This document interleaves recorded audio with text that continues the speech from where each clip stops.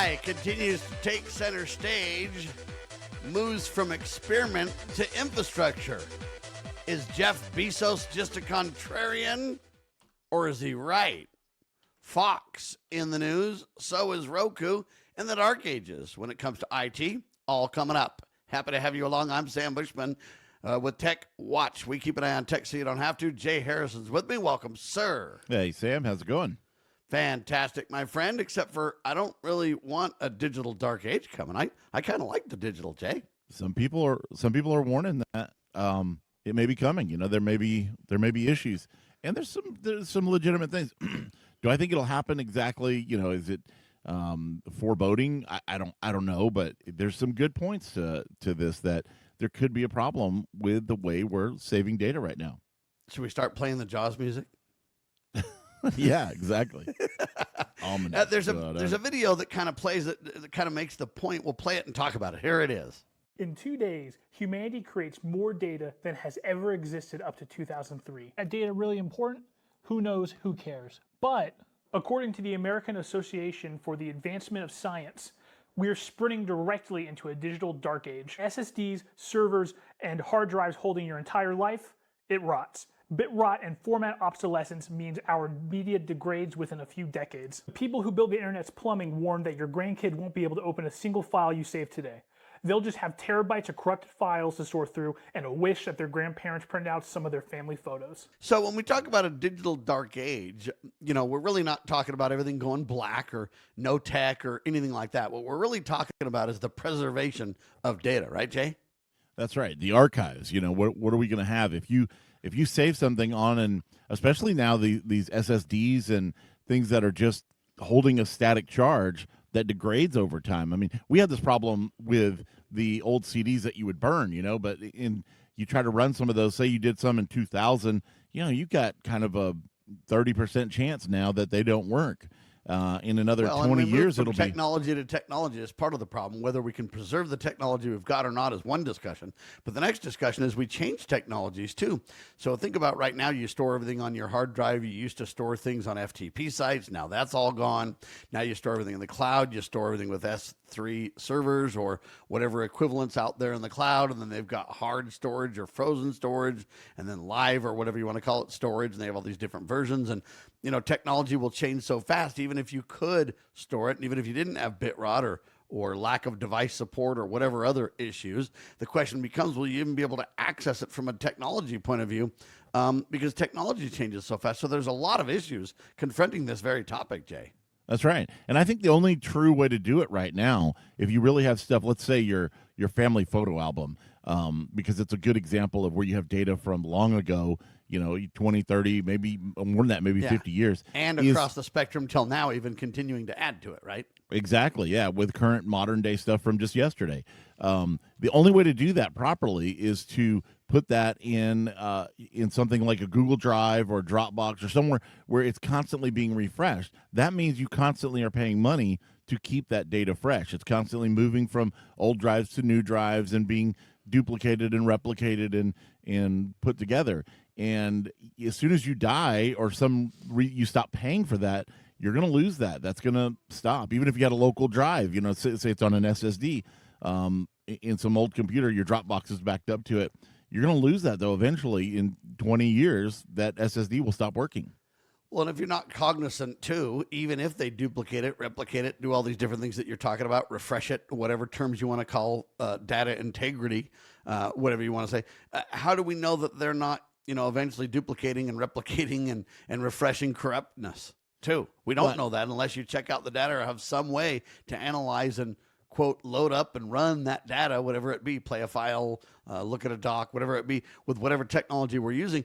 You don't even know that that'll be true necessarily, factually speaking, unless you have some kind of a live test that you can prove it's really viable still, right? That's exactly right. And it's very true. I mean, I have photos in a Google Drive that go all the way back into the 90s. And I've seen a couple of photos where there is some degradation. Somehow it's missed a bit or it's lost something, and so half of the screen will be like green. And you could see that in JPEG artifacting when data hasn't been kept exactly right. Now, this is only maybe 2 or 3 photos out of literally tens of thousands. but still you can see that happening. Well, hold on. It's 2 or 3 photos that you've noticed this on out of the tens of thousands. Unless you've That's gone also correct. through all of them, you don't even know. And I'm not trying to contradict you as much as I'm trying to say this is what I mean. The more the data set becomes larger, the bigger the files we deal with, the more those are unknown realities, right? Yeah, and it only takes one bit out of just trillions upon trillions to flip to ruin something. So it's a legitimate concern, and I just thought it was interesting that we should bring it up. That people are talking about long-term archives. Microsoft came out with this glass cube that you could laser etch in a 3D array, and it's supposed to be good for 10,000 years. But I think that we need some kind of storage that's like that. I mean, how do you read that? I don't think so. In 10,000 years or even 50 years or 100 years, how do you know, even if you have this awesomeness, how do you know we won't have technology that's so much greater than it? We don't have any players or readers or accessors. I'm using that as a weird term. Accessors of that, whatever it be. How do we even know we'll even have one of those? Like, it's hard to find a DVD player right now, isn't it? Yeah, it's a fair point. I'm not saying you can't get one. I'm not saying you can't get a DVD player, but what I'm saying is I don't have one. If you gave me a DVD tomorrow and said, Sam, can you play this? I'd be running around my house trying to go. You have one, laptop or something, don't you? Nope. I have a DVD player in a I desktop. do. Stored in the bottom of a box somewhere. I think I have an external USB DVD player drive that I can plug in. So, but here's the point. It's you only have been that in your 5, carry-on 10, equipment. It's only been 5, 10, 15, whatever years since that was pretty much viable technology. What happens in 30? You won't have one. Right. So anyway, I'm trying to make this point that this 10,000 year, whatever it is, legacy laser stuff of 5,000 years ago, don't tell me you're going to be able to access it. Make something that'll last 100 years. I mean, that at least will go through a couple generations, right? Anyway, and so, even putting things out on paper doesn't last. What people need to understand is this world doesn't last. It's very hard unless you etch something in gold or whatever plates or, I don't know, brass plates or some kind of preservable. And even that gets iffy. And so all I'm telling you is I don't think that we need to focus so much on preserving everything. And think about, out of all the data we're creating, what did that report say? In 2 days, we create more data than everything up to 2023? Exactly. Or, 2003? 2003, yeah. Okay, so think about that volume of data. And how much of that do we really need to preserve? So let's say Jay has 10,000 photos. I guarantee if you look through all your photos now, instead of 24 photos on a film roll that you could take, now you take 10 photos of every photo you really want, right? I don't do that, but I know but that was the old advice, but we don't do that anymore. Yeah, I you're understand, right. But people still do it, or instead they take, what are those other photos that are kind of it takes a series of quick photos. What's that called? Burst photo. Okay, so or live photo. You're talking about live photos. Live photo, burst photo, whatever you want to call it. The point is, it creates a little teeny kind of film where you get 4 or 5, and that way if somebody blinked, you still got the one right after it instantly or whatever. Anyway, all I'm trying to get at is how much of that data do you really need? If you go through your 10,000 photos, how many of them would you really keep and want, Jay? All of them. No, you wouldn't, because you'd look back and you'd say, you know what? That one was taken 33 years ago, and it was on a bad camera, and it's just not that good of a photo, Jay. Those are the best photos, though, Sam. Come on. Okay, so just on my iPhone alone. That's your perspective, not the perspective of most people, though. So listen, just on my iPhone, this doesn't include my Google Drive, which has old cameras and everything else all gathered. Just on my iPhone, meaning I've taken on this phone or maybe a previous phone or two, 38,625 photos. And I don't think you need all those. I think a candid eye in 2 generations, because that's what we're talking about. We're not talking about Jay. He's dead now. We're not talking about Sam. He's gone. In 3 generations, how many of those 38,000 photos do you think they'll really want? Probably 27,000. You think? Yeah.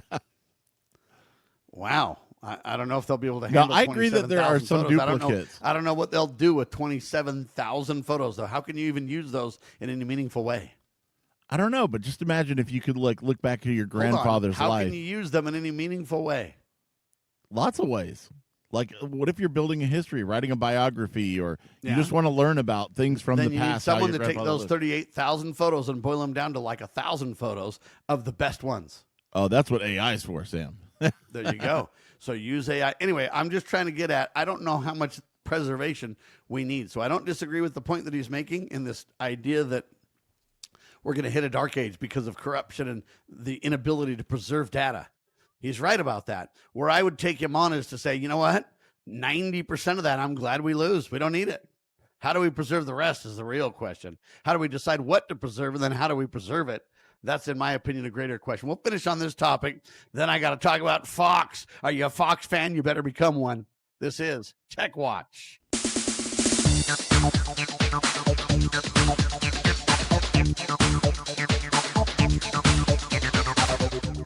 We're talking about a prediction of a digital dark age coming, and I don't really see it to be as big of an issue as they want you to believe. It sounds ominous, and I think they've got some genuine concerns about data preservation. I think it's vital and viable to be concerned about all that. But at the same time, I kind of wonder how much of what we really think we have that we really need. Jay's got 38,000 photos on his phone right now. How many photos do you think you have total, Jay? Everywhere. Probably 50,000, I would say. Maybe more. Maybe 60,000. Wait, does that include my wife's photos? Because she's got probably double that. Let's just talk to Jay, or we could talk about your family. Just say your family. And when you say 50,000, so I would say 100,000 then. You have 2/3 of your photos that you've ever created on your phone?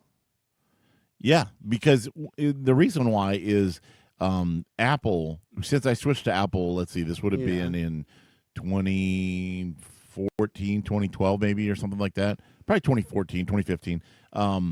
It rolls those photos over every time you upgrade a phone. So I've gone through probably 3 or 4 Apple phones. And before that you didn't. But so either way, plus you're like the people of, hey, from the whole world to 2003, there was a certain amount of data, and now in 2 days you create just as much. So it's a lot of that principle at the helm as well. Absolutely. But let's just say your whole family, 100,000 photos. Yep. And I'm just asking you honestly, take 2, 3, 4, 5, 6, 7, 8, 9, 10 generations. That'd be anywhere from now to 200 years or something, 300 years, whatever kind of thing. Forget the 10,000 years that Microsoft pretends they're talking about. They're just up in the night in terms of they're crazy. They have no concept of reality, in my opinion, when they discuss this.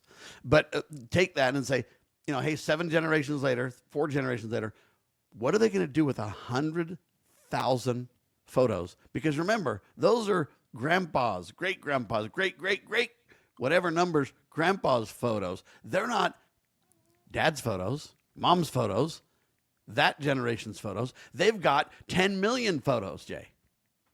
Right, exactly. And so how valuable are your 100,000 photos going to be? Now, if you say, well, we want to do a history of Jay and his wife and his lovely children, and they're awesome, and we want to, that's great, but you don't need 100,000 photos. In fact, that makes it almost impossible to even extract the best of it. Right. It'd be better if Jay would drop it down to 2,000 photos of really the best of the best of the best of the best, and then preserve that, and then actually they have something they could literally possibly go through in their lifetime, right? Yeah, you're probably right. All right. So how do we do that? That's the real question coming out of that. But just so you know, Fox is in the news. Are you a Fox fan, Jay? Am I a Fox fan? Not really. You better become one. I hear that they are purchasing Roku, but they're taking over your Roku player, buddy. Well, I mean, what do I watch Fox on? I don't have Fox. I don't have like Dish now. Network or whatever. Hold on, do you have a Roku you're player? right. I will now. I do have a Roku TV, so I will now. So you have a Roku player, and Fox is coming up. Headline: Fox is brokering or planning a $22 billion power grab, reshaping the future of television. Fox is no longer content to just sit by and produce news and sports programming. No, sir. By purchasing Roku, Fox is moving to control both the content that Americans watch and the platform that you watch it on. The deal combines Fox News, Fox Sports, and a bunch of other stuff. And they say that it'll be Roku's presence, which means Fox presence in over 100 million U.S. households. And they say it'll become the largest player by viewership. The move signals a dramatic shift in media. Anyway, basically, everybody wants to become a gatekeeper as people kind of, decouple or cut the cord and get rid of cable and everything else. They're trying to make moves, and that's why things are shifting so quickly. Fox gains direct access to viewer data, advertising technology, and the smart TV operating system in this move, reducing its dependence on cable distributors, etc. And Roku's expected, they say, to remain an open platform carrying competing services. But the acquisition raises questions about, hey, how much preferential treatment will Fox get? In short, Fox isn't just buying a streaming company. It's buying an ecosystem and will be involved in deciding how America watches television. Fox is making a major strategic bet on free and instead of or I should say free and ad-supported streaming rather than relying on paid subscriptions, etc. And it's a big deal, Jay. It is, and I'm sure Fox probably has a paid subscription, but I don't know anybody that pays for. I mean, you see people paying for Paramount or paying for HBO or whatever. These things, you never hear of Fox's, if they even have one, a subscription. So I think they're buying into. I think they're paying $22 billion for this. Yes, sir. So that's a lot of money. I mean, that's like, sure, it's got stock options and some other stuff that they pay out, but that's a big gamble, I think, on Fox's part. But it is a big move, and Roku's been the leader. I mean, we've been talking about Roku for as long as this show's been going on for many years now. Yeah, so all I can say is this: Fox is making a bold move. That's true, but the question is, I think that Fox has got a point, and this is something you and I have brought up over the years on this show too. We're getting subscription burnout, Jay. I just can't pay for another. And so Fox is kind of betting, saying, hey, you'll support ads more than you'll support rolling out more cash. And we're going to bet there. We're also going to bet that these players are so embedded in so many households. And we're going to bet we can bring programming. And especially if we bring our programming alongside other people's programming, we feel like it'll put us in the driver's seat in the sweet spot. And I tend to think Fox is right. And they might be. I mean, I'm sure they've studied it a lot more than I have. So it'll be interesting to see how it plays out. But don't you agree, though, that you're getting subscription burnout? Yeah, everybody is. I don't even have that many subscriptions anymore. I have, Amazon Prime. I've got, I think, Paramount because it's through Walmart Plus. It's like included. So there's two. What else do I have? I have a Netflix, but I don't pay for it. It's like one of my son's Netflix accounts or something. So you're stealing Netflix. So, don't say that on the air, Jay. Yeah. I'm just kidding. Well, no, I mean, he just hasn't logged in. You've got a lot of subscriptions compared to your parents' day. I mean, you've got your cell phone. Do you have a backup for your cell phone subscription, Jay? Do you include my watch on my cell phone plan? Yeah. So, yeah. But, I mean, that's visible. Do you have a backup, though, for your cell phone? You back it up to Apple? Oh, yeah. So an iCloud where do you have your subscription, 38,000 photos, my friend? Well, I have a Google subscription. I've got an Apple iTunes or iCloud or whatever subscription. So what you're telling me is, compared to your grandparents, you have a ton of subscriptions, my friend. I've got an Audible subscription for books to listen to. So let's say I'm trying to think of all the subscriptions. All right. I have to pay insurance on my car. Does that count? Well, there you go. So that all I'm telling you is that we have a lot of subscriptions, and people are getting burned out. They're just going, man, this is too much. I can't take it anymore. I agree. I feel that way all the time. I don't know what to do about it except for to say Fox is betting that you're not going to take on more and more subscriptions, that you're going to do more of wanting to say, hey, I don't care if there's some ads, I'm going to have to live with that. And I actually do use too greedy, right? I do use some of those services that are like that. Pluto TV, which is just all ad supported. Tubby is another one. I don't use them a ton. I mean, I've used them before a couple times a year or whatever. It's not like I use them every day or anything, but sometimes you go to look up a movie. Don't you? I do. Yep. Okay. Yeah. I have a subscription to Canva. I have a subscription. There's a lot of things. Yeah, and it's just crazy.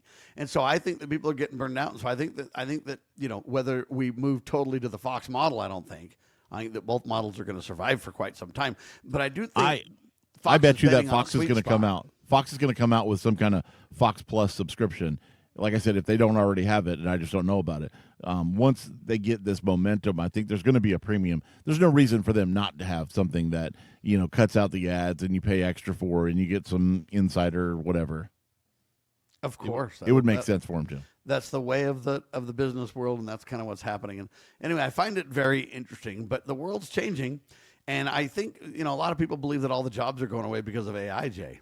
And believe it or not, Jeff Bezos contradicts the AI job loss fear. He's predicting that there'll be labor shortages. I guess he went to a Paris tech conference where he kind of made this claim, and everybody kind of went, what? What do they call this thing? Viva Tech? The Viva Tech conference in Paris, yep. Yeah. He basically expressed its divergent view. He says everybody kind of is thinking that all the jobs are going away. He doesn't think so at all. He says amid widespread concerns, 53% of Americans, according to this, Reuters survey or whatever, believe that, hey, artificial intelligence is going to get rid of all my jobs. Everybody's worried about it. Jeff says no.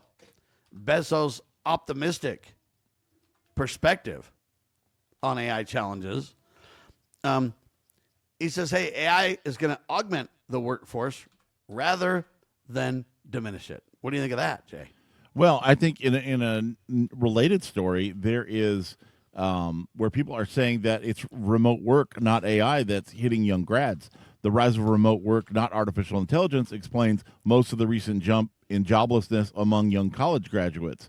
Employers say that they are filling work-from-home jobs with experienced hires rather than fresh grads because of the difficulty of training someone over a long distance. It's hard to train people over a long distance, Jay. Right?